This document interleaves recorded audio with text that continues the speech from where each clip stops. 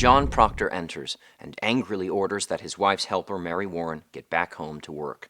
Mary leaves, followed by Mercy Lewis, leaving Betty and Proctor alone with Abigail, who has been on tiptoes from the moment the farmer walked through the door, breathlessly hanging on his every word. Proctor admits he's heard nothing but talk of witchcraft all morning, but Abigail dismisses Betty's condition with a nervous giggle. When Proctor playfully suggests that Abigail will be clapped in the stocks before she's 20, Abigail sees the joke as an invitation to come closer. She quietly asks John to give her a soft word. Proctor swears he won't be coming for her again and insists that he never gave Abigail reason to hope for more. Abigail is unmoved. She swears she still feels the heat of John's desire whenever he walks past. Proctor admits that while he may think of her softly from time to time, he would sooner cut off his hand than ever touch her again. Proctor advises the girl to wipe it out of mind. "We never touched Abby," he says, to which she responds, "Aye, but we did." Abigail is in tears, blaming Goody Proctor for spreading lies about her and begging for John's pity when in floats the refrain of the psalm being sung downstairs.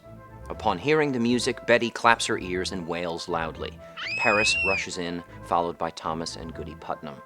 When Abigail recounts that Betty began screaming when she heard the music, Mrs. Putnam calls out what she assumes is another unmistakable mark of the devil's handiwork. "She cannot bear to hear the Lord's name," Goody Putnam cries. "Mark it for a sign, mark it."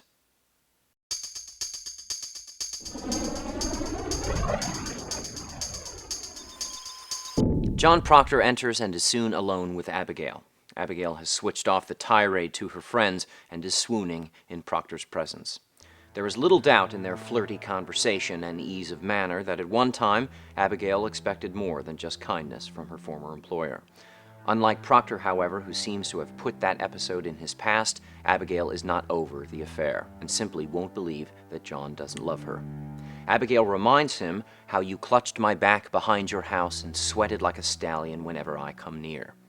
Proctor diffuses her desire, saying, No, Abby, that's done with." Lechery in Puritan times offered severe punishment and intense public shaming. If news like that were to get out, Abigail would be whipped and branded a harlot. Proctor would expect imprisonment, and if not hanging, then excommunication from the church. On the one hand, the affair left Abigail lovesick. "You took me from my sleep and put knowledge in my heart," she says. On the other hand, the affair opened Abigail's eyes.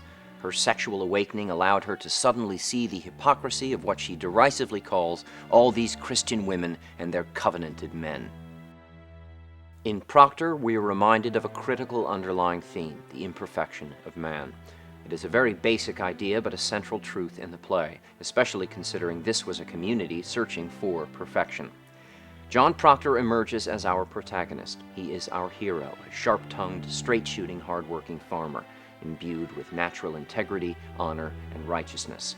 But of course, he lusted with Abigail Williams. He's guilty of lechery and adultery, and as he proves in this scene when telling Abby we never touched, John Proctor is also a liar, at least to himself, at least to this point in the story.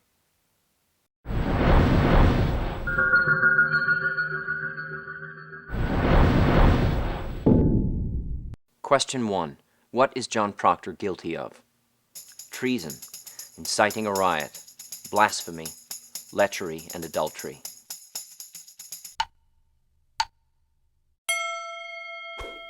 John Proctor is guilty of lechery and adultery.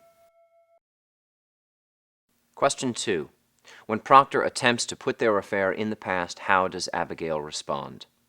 By weeping uncontrollably, by refusing to believe that John does not love her, by violently attacking him, by threatening to claim rape.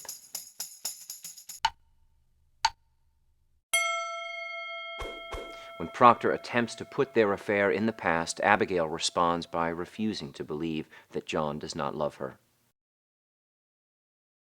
Question 3. In John Proctor, we are reminded of what critical underlying theme? The imperfection of man. You cannot change the past. Love is painful. God is unforgiving.